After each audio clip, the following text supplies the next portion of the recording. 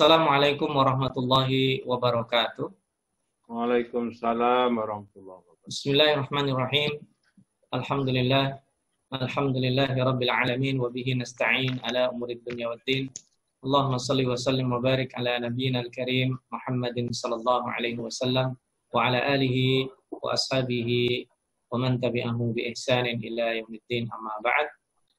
Bapak Ibu peserta pengajian Senin pagi Rektorat Universitas Muhammadiyah Jakarta, kita baru saja melakukan tadarus virtual surat An-Nahl 97 sampai 110.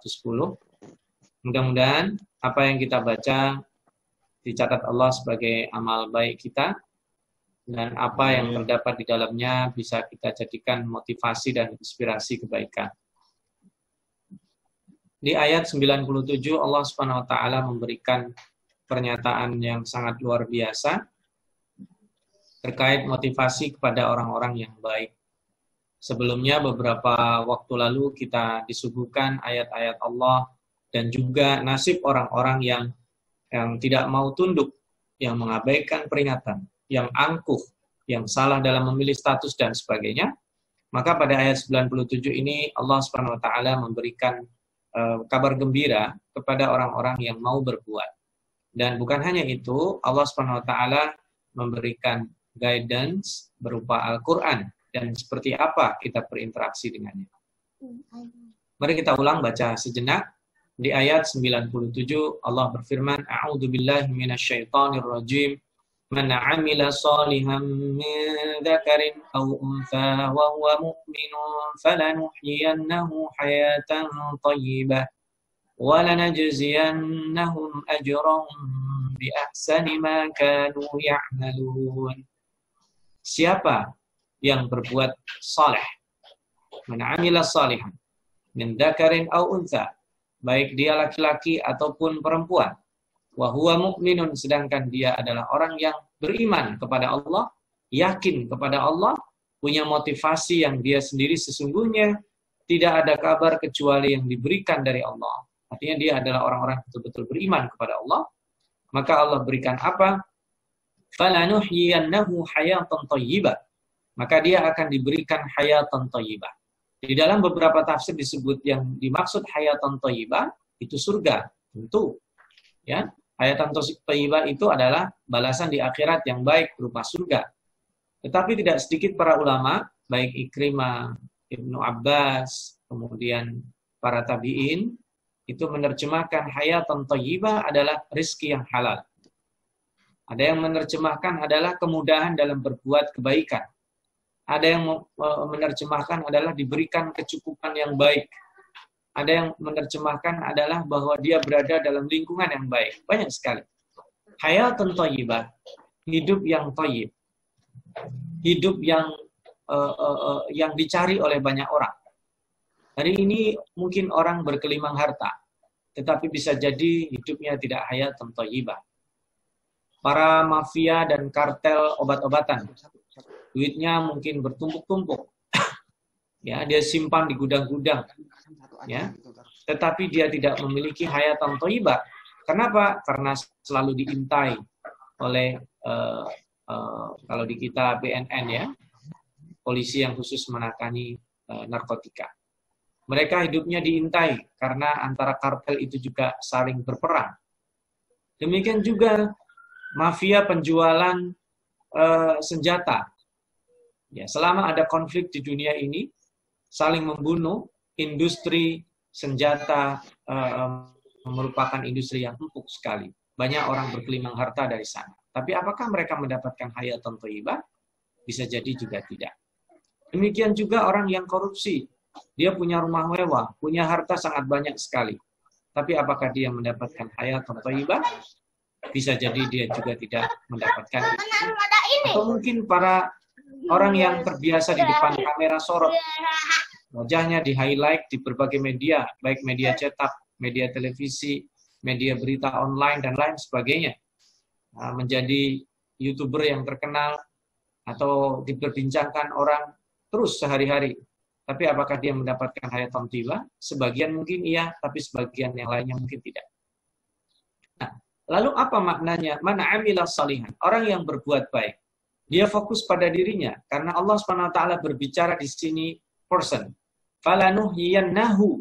Artinya ini adalah setiap dari orang yang melakukan kebaikan itu pada saat dia beriman pada nilai kebaikan yang dia kerjakan ada mendatangkan manfaatnya, dia beriman bahwa yang melihat kebaikannya adalah Allah SWT, zat yang maha kuasa membalasnya, memberikan balasan yang baik, falanuhyiyannahu hayatan thayyibah, maka dia tenang.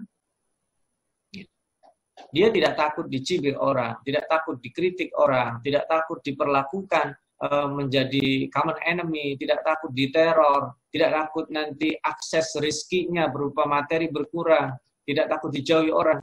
Kenapa? Lanuhyiyannahu hayatan thayyibah. Dimudahkan dia dalam berbuat baik. Maka yang terpenting pada saat kita berbuat baik adalah wa huwa mu'min. Kita mengimani perbuatan baik kita itu adalah inspirasi. Perbuatan baik kita itu penuh dengan motivasi. Karena yang akan membalas bukan atasan saya, bukan teman-teman dekat saya, bukan juga staf-staf saya. Setiap kita mengatakan itu. Tetapi yang akan membalasnya adalah Allah Subhanahu wa Ta'ala. Motivasi kita dalam berbuat baik itu wa huwa mu'min. Kita beriman kepada Zat yang Maha Kaya, yang memberikan balasan kepada apa saja yang kita lakukan, termasuk perbuatan baik. Maka kita tidak pernah mengecilkan sekecil apapun perbuatan baik kita bisa berkontribusi. Ya. Kontribusi kita bermacam-macam. Berkontribusi dengan harta, dengan waktu, dengan pikiran, dengan fisik, ya, bahkan dengan senyuman. Nabi Muhammad SAW menyuruh kita untuk tidak menyepelekan perbuatan baik. La tahqiranna minal ma'rufi syai'an walau an talqa akhaka biwajhin thaliq, sekalipun hanya sekedar tersenyum. Dan yang menarik adalah setelah setiap orang tadi itu diberikan hayatan thayyibah, diberikan hidup yang thayyib, yang baik, walanajziyannahum ajrahum bi ahsani ma kanu ya'malun. Mereka dibalas. Nah, ini menarik. Dalam istilah ulumul Quran, studi Al-Quran, ini disebut dengan uslubul iltifat. Uslub iltifat itu adalah gaya bahasa berpindah. Dari tadi gaya bahasa orang ketiga single, walanhiyannahu, single ya. Di sini harusnya walanajziyannahu. Tapi ketika Allah katakan walanajziyannahum, maka kami pasti membalas mereka. Loh kan tadi dia, kenapa mereka? Ini yang menarik. Walanajziyannahum bi ahsani ma kanu ya'malun. Dan kami akan membalas dengan pahala yang ahsan, lebih baik. Karena memang tuntunan agama kita itu berbuat ihsan. Perbuatan baik itu harus dibalas dengan lebih baik. Kalau perbuatan buruk, kalaupun kita membalas, tidak boleh lebih. Ya maksimal itu sama. Nah ini luar biasa. Apa makna walanajziyannahum? Maknanya adalah adanya kolektif kolegial. Adanya kesuksesan bersama. Adanya group value. Adanya kebersamaan. Adanya bahwa kita ini berbuat baik tidak cukup seorang diri. Maka perlu nilai kebersamaan, komunitas yang mendukung. Kita perlu merekayasa bahwa kebaikan ini harus mudah dikerjakan oleh banyak orang. Hari ini, minimal di lingkungan UMJ, semua orang memulai aktivitasnya dengan membaca Al-Quran. Itu adalah kolektif kolegial. Hari ini kita menginginkan di Sivitas Akademika UMJ, sebelum dia bekerja, dia menekuni satu ayat ditadaburi. Sudah ada terjemahnya. Hari ini kita menginginkan efektivitas kerja kita itu adalah bukan dengan sekedar keberadaan fisik, ya, bukan dengan sekedar bertumpuk-tumpuknya pekerjaan, tetapi adalah dengan keimanan bahwa yang saya kerjakan itu dilihat oleh Allah Subhanahu wa Ta'ala dan akan diberikan pahala berupa hayatan thayyibah tadi. Jika kolektif kolegial ini berhasil, maka Allah Subhanahu wa Ta'ala akan memberikan bukan sekedar hayatan thayyibah setiap kita, tetapi di dalam institusi ini juga akan diberikan hayatan thayyibah. Itu yang pertama. Yang kedua, Allah Subhanahu wa Ta'ala memberikan pernyataan menarik, ya. Fa idza qara'tal Qur'ana fasta'idz billahi minasyaitonir rajim. Ketika kita membaca Al-Qur'an sebagai guideline, sebagai petunjuk bagi kita meraih kehidupan yang thayyibah tadi itu, maka kalau baca Quran beristiadah. Karena di sekeliling kita penuh dengan setan. Setan dari kalangan jin dan setan dari kalangan manusia. Kata Allah, innahu laisa lahu sultanun 'alal ladzina amanu wa 'ala rabbihim yatawakkalun. Tetapi setan itu tidak mampu berbuat apa-apa kepada orang-orang yang beriman kepada Allah dan orang-orang yang bertawakal kepadanya. Jadi setan itu lemah. Inna kaidash syaitani kana dha'ifa. Setan itu hanya bisa mempengaruhi, tetapi keputusan sepenuhnya ada di tangan kita. Dia bisa mengajak kita korupsi, bisa memperdaya kita, bisa mengiming-imingi kita, tetapi keputusan terakhirnya tetap ada di kita. Tetapi orang-orang yang tidak beriman dan tidak bertawakal itu mudah terperdaya. Innama sultanuhu 'alal ladzina yatawallawnahu walladzina hum bihi musyrikun. Kekuasaannya itu mencengkram orang-orang yang memberikan loyalitasnya kepada setan dan orang-orang yang menyekutukan Allah dengan itu. Maka ini jangan kita membayangkan bahwa menyekutukan Allah itu dengan menyembah berhala, tidak. Kalau kita menyekutukan Allah itu dimulai dengan men-split motivasi kita. Split motivasi itu mulai dari yang kecil. Saya berbuat supaya disukai. Saya berbuat sedikit menjilat, ya. Saya berbuat bersedekah, tapi itu niatnya bukan sedekah, niatnya rishwa.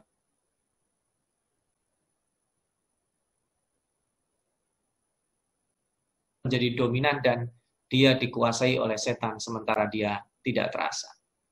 Wa idza baddalna ayatan makana ayatin wallahu a'lamu bima yunazzilu qalu innama anta muftar bal aktsaruhum la ya'lamun. Ini Allah Subhanahu wa taala menjelaskan orang-orang yang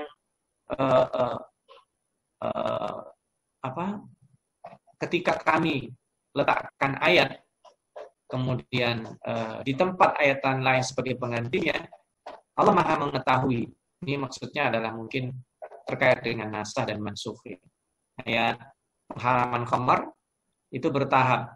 Dari khamar itu ada manfaatnya tapi ada madaratnya. Riba juga demikian. Lalu ketika datang ayat lain, maka kemudian mereka mengatakan sesungguhnya kamu adalah orang yang mengada-ngadakan saja. Kebanyakan mereka tidak tahu. Jadi mereka nantinya juga akan bisa menggunakan ayat, tetapi ayat yang mereka gunakan sesuai dengan hawa nafsunya.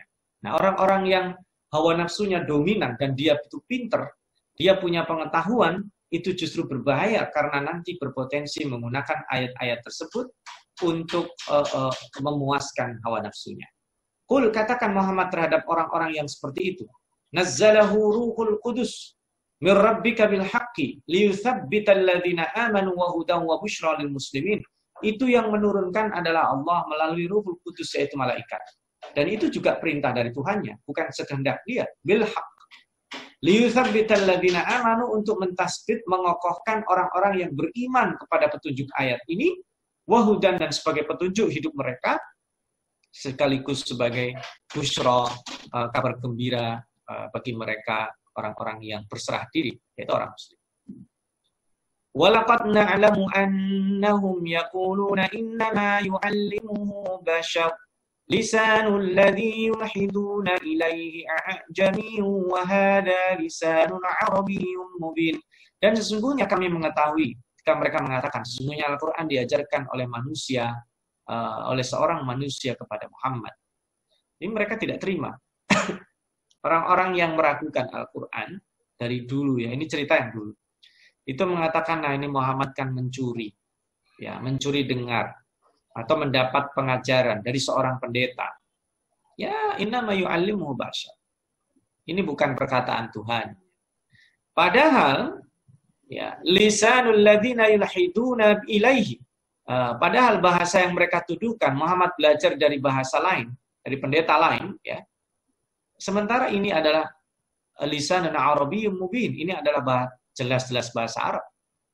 Kalau ada orang disuguhkan membaca ini, ya, mereka pun akan tahu bahwa ini adalah bahasa Arab. Tapi mengapa mereka mengatakan demikian? Karena mereka iri. Karena mereka tidak mau. Karena mereka, terutama orang-orang Quraisy dan ahli kitab, itu dengki dengan Nabi Muhammad. Maka yang menarik adalah ayat-ayat ini ayat 101 dan 102. Kalau setan dari kalangan jin dengan al-isti'adzah itu selesai.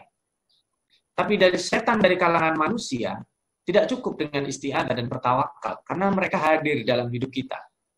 Ya. Dan bisa jadi naudzubillah min dzalik, kalau hawa nafsu itu menyerang kita, kita pun akan bersekongkol dengan mereka. Kemudian kita menyalahkan ayat Al-Qur'an, kita mengatakan tidak sesuai dengan zamannya, dan sama. Ya, Al-Qur'an itu hanya dokumen, ya. Dia sudah tidak lagi kitab suci ketika diturunkan, kemudian diragukan sehingga akhirnya kemudian kita tinggalkan. Naudzubillah min dzalik. Orang-orang seperti itu lebih berat daripada hanya sekedar setan yang inna kaida syaitani kana dha'ifa. Innal ladzina la yu'minuna bi ayatillahi la yahdihimullahu wa lahum 'adzabun alim. Dan orang-orang yang tidak beriman kepada Allah yang tadi sultannya adalah syaitan, dikuasai oleh syaitan. Karena apa? Karena mereka sudah menyatu dengan syaitan. Allah tidak akan memberi petunjuk kepada orang seperti ini. Dan Allah akan memberikan kepada mereka azab yang pedih. Innama yaftaril kadhiba alladhina la yu'minuna bi ayatillahi wa ulaika humul kadhibun. Sesungguhnya orang-orang yang mengada-adakan kebohongan. Nah ini al-iftira. Kalau dulu melanjutkan kajian yang pernah kita bahas 2 pertemuan yang lalu, al-iftira itu mengada-adakan. Makanya dalam bahasa Al-Qur'an itu sering disebut asma'un sammaitumuha antum wa aba'ukum. Berhala-berhala itu sesungguhnya kalian yang menamakan. Kakek moyang kalian juga begitu, menamakan. Ya. Termasuk seseorang ketika memberhalakan dirinya, dia yang menamakan dirinya sebagai berhala. Pujalah aku, itu kan sebenarnya al-iftira. Karena apa? Karena seseorang yang sudah sampai pada makom seperti itu, menjadi tokoh, ya, disorot oleh kamera, tanpa dia harus mengatakan kepada manusia, dia akan menginspirasi, tapi tidak akan pernah sampai dituhankan. Kalaupun kemudian dia memaksa untuk orang lain menuhankan dia, seperti halnya Fir'aun, seperti halnya Namrud, seperti halnya dan seterusnya, maka dia salah. Dan itu disebut dengan al-iftira, mengada-adakan sesuatu yang tidak seharusnya. Masih ingat 2 pertemuan yang lalu kita bahasan dengan al-istikbar. Dia memang besar, tapi kemudian dia ingin lebih besar lagi. Dia al-istikbar aslinya memang tidak besar, dia tertipu dengan pandangan orang karena dia sering dipuji orang, dia merasa harusnya saya lebih layak lebih dari ini gitu. Bukan hanya sekedar pujian, ada apresiasi. Orang lain tidak boleh melawan saya. Nah, itu termasuk al-iftira. Terutama al-iftira 'ala Allahil kadzib, itu lebih berat. Ya, mengada-adakan tentang Allah terkait dengan kemusyrikan, terkait dengan tandingan Allah, itu lebih berat. Karena dia bukan hanya sekedar tidak beriman, kata Allah Subhanahu wa taala, wa ulaika humul kadzibun. Ini menarik ya. Allah Subhanahu wa taala di sini tidak menyebut kan kadzibun itu kan fiil fa'il subjek dari kadzaba yang artinya bohong. Kalau yukadzaba yukadzibu ara'aital ladzi yukadzibu biddin. Di situ tidak ara'aital ladzi yakzib, tidak. Kalau yakzib itu fa'ilnya adalah kadzib ya. Kalau yukadzib fa'ilnya adalah kadzab ya. Atau fa'ilnya itu dari bukan kadzib. Kalau kadzib itu berdusta mungkin sekali 2 kali. Ini mengapa Allah menyebutkan wa ulaika humul kadzibun? Karena di sini nanti terkait dengan peluang kebaikan. Bahwa seburuk-buruk orang tetap Allah Subhanahu wa taala memberi peluang. Karena setelah itu kembali lagi. Ya, kembali lagi kepada menjelaskan peluang itu. Lihat, man kafara billahi min ba'di imanihi illa man ukriha wa qalbuhu mutma'innun bil iman. Walakin man syaraha bil kufri sadran fa'alaihi ghadabun minallahi wa lahum 'adzabun 'adzim. Ini terkait dengan hakikat dusta. Kenapa Allah menyebut kadzibun bukan kadzabun misalnya? Karena ini terkait dengan perbuatan bohong. Allah Subhanahu wa taala mengatakan orang yang kafir setelah dia beriman, ya, kecuali, nah ini ada pengecualian. Orang yang dipaksa mengucapkan kekafiran sedangkan hatinya sebenarnya tidak demikian, itu tidak termasuk kadzibun, tidak termasuk kafirun, tidak termasuk zalimun, tidak termasuk fasikun, gitu kira-kira. Ini cerita di zaman Nabi. Ada para budak disiksa, disuruh kafir, disuruh keluar dari agama yang dipeluk dari Nabi Muhammad SAW. Ada yang tidak tahan, kemudian dia mengatakan mengiyakan, tetapi sesungguhnya hatinya tetap beriman. Dan Allah menurunkan ayat ini. Maka sesungguhnya hal tersebut tidak tergolong bohong. Karena nanti pada faktanya ada bohong yang diperbolehkan, ya, ada bohong yang diperkenankan. Mendamaikan dua orang yang berseteru itu dibolehkan. Si A berseteru dengan si B, kita katakan, dapat salam dari si B, yang bener aja, nggak ada masalah. Kita ingin mendamaikan. Si B dapat salam dari si A, masa? Iya, saya baru ketemu dia. Ya, jadi kalau kita bisa mendamaikan dua orang yang berseteru dengan bukan bohong sebenarnya, itu adalah usaha untuk mendamaikan mereka, siasatnya. Dan ini Nabi Ibrahim alaihissalam juga pernah. Pada saat dia masuk ke negeri Mesir, ya, penguasa Mesir saat itu kejam sekali. Apalagi kalau melihat pengantin baru, diambil itu perempuannya. Ketika dia diinterogasi, mungkin diimigrasi seperti sekarang katakan, siapa ini? Nabi Ibrahim mengatakan, hada ukhti. Sarah itu disebut ukhti. Padahal Sarah itu adalah istrinya. Tapi ini tidak bohong sesungguhnya. Dia mengalihkan, ya, sedikit statusnya itu diperbarui. Memang benar dia istri saya, tapi dia adalah saudari saya seagama. Jadi ukhti fillah. Jadi kemudian loloslah itu Sarah dari hukuman adat kerajaan jahiliyah di zaman ketika Nabi Ibrahim memasuki kota Mesir itu. Nah ini ada bohong-bohong yang kita diperbolehkan. Tetapi ingat, kebohongan kita itu basicnya bukan hawa nafsu. Dan basicnya bukan maksiat. Jadi sebaliknya ya, kalau berdusta atau bohong, basicnya adalah sesuai syariat dan ada pengecualian, itu dibolehkan. Tapi kalau hidupnya selalu bohong, dusta dengan dusta, itu yang disebut dengan yukadzib. Ya, ara'aitalladzi yukadzibu bid-din. Itu udah hawa nafsu. Nah, sebaliknya, karena basicnya itu harus benar, maka perbuatan baik yang basicnya buruk juga tidak boleh. Contohnya, Bapak Ibu, tersenyum adalah sedekah. Tapi apakah senyumnya seorang gadis pelayan di kasino atau di bar-bar yang menyediakan minuman khamr yang memabukkan itu adalah sedekah? Tentu tidak. Karena basicnya adalah haram, maka senyumannya itu juga menjadi haram. Kalau seandainya semua senyuman itu sedekah, tentu mereka sedekahnya lebih banyak dari kita yang masuk masjid, yang mungkin senyumnya kurang. Orang datang ke masjid, dia penuh dengan masalah sehingga tidak tersenyum. Sementara orang datang ke bar tersenyum, mengumbar senyuman, datang ke kasino, menyambut tamunya dengan senyuman. Karena ini basicnya adalah kebohongan yang disengaja. Basicnya adalah kemungkaran, maka senyum itu menjadi tidak berharga. Sebaliknya, bohong yang dikecualikan adalah bohong yang dibenarkan. Sekalipun sebaiknya kita menghindari perbuatan bohong, artinya mengatakan sesuatu yang tidak sesuai fakta. Tetapi kata Allah, man syaraha bil kufri sadra, siapa orang yang jelas mengatakan kekufuran, menampakkan permusuhannya kepada Allah, fa'alaihim ghadabun minallahi wa lahum 'adzabun azim, maka dia akan mendapatkan siksa dari Allah. Dzalika bi annahum mustahabbul hayatad dunya 'alal akhirah wa anna Allah la yahdil qaumal kafirin, karena mereka lebih suka dengan kehidupan dunia. Mereka rela menjual ayat-ayat Allah. Mereka rela menjual harkat martabatnya, kesuciannya untuk mendapatkan jabatan, untuk mendapatkan harta, untuk mendapatkan pengaruhnya, untuk mendapatkan popularitas, untuk mendapatkan dunia. Maka dia ithar, mengesampingkan kehidupan akhirat. Orang seperti itu, na'udzubillah, tidak diberi hidayah oleh Allah.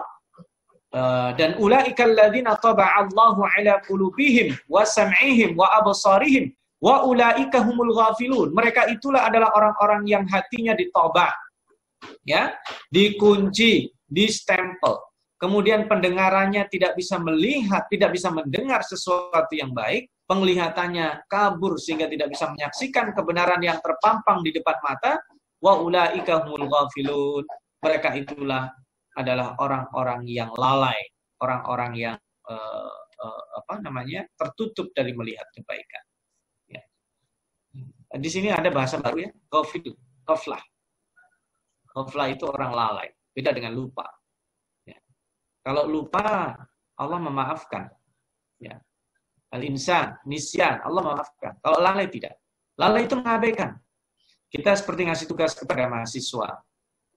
Ya, tugas itu sudah disampaikan, sudah dijelaskan, detail. Kemudian dia tidak mengerjakan karena tidak ada alasan, itu kan lalai. Ya.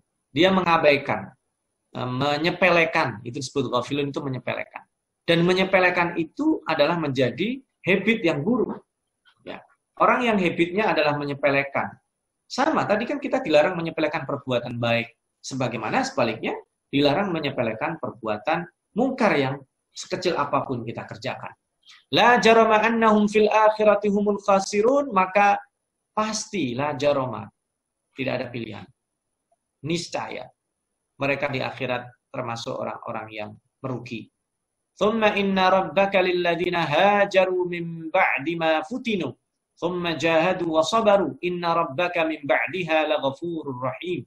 Sesungguhnya Tuhanmu menjadi pelindung bagi orang-orang yang berhijrah.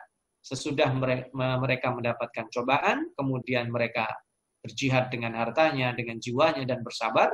Sesungguhnya Tuhanmu maha benar dalam mengampuni, benar-benar maha mengampuni dan maha penyayang. Nah, Bapak, Ibu, peserta tadarus dan pengajian virtual, di ayat-ayat yang kita baca hari ini, Allah membuka dengan spirit bahwa siapa yang berbuat baik, Allah berikan hayatan thayyibah.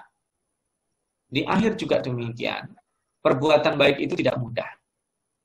Meninggalkan, berhijrah, meninggalkan habit yang buruk itu tidak mudah. Meninggalkan kebiasaan yang kurang baik itu tidak mudah. Ya, apalagi kalau mimba timafutin. Pada saat kita meninggalkan kebiasaan buruk itu dicibir orang. Pada saat meninggalkan lingkungan yang buruk itu kita dimusuhi. Menjadi common enemy. Ketika semua orang korupsi, kemudian kita tidak dan dimusuhi, itu kita perlu hijrah. Hijrah bukan hanya fisik, meninggalkan itu. Ketika semua orang membicarakan aib orang, kemudian kita tidak, itu berat, kita menjadi dijauhi. Ketika semua orang mengkonsumsi uang syubhat, kita tidak, komitmen, itu menjadi sulit. Tetapi kalau itu kita lakukan, dan kemudian kita berjihad, Allah akan memaafkan kesalahan yang pernah kita lakukan. Mungkin sebelumnya kita pernah masuk dalam komunitas seperti itu. Kita pernah menikmati harta syubhat, naudzubillah haram. Kita pernah menikmati membicarakan aib orang. Kita pernah menikmati hidup dalam kelalaian, ya, terpesona dengan zona aman, berada dalam kelalaian, maksiat kepada Allah. Naudzubillah min dzalik. Allah Ghafur akan memaafkan kita kalau kita berhijrah. Maka sebagai lesson learn kita, take away lesson-nya yang bisa kita bawa pulang dari pengajian virtual kita pada pagi hari ini adalah kita mencari hayatan thayyibah. Mencari kehidupan yang thayyibah. Kehidupan yang thayyibah itu yang membuat kita semakin dekat dengan Allah. Yang membuat rezeki kita itu berkah. Yang membuat kita itu dipagari Allah dari berbuat maksiat. Mudah dan puas dalam melakukan kebaikan. Itu hayatan thayyibah. Dan kemudian walana jaziyannahum. Tadi, diberikan kesuksesan kolektif.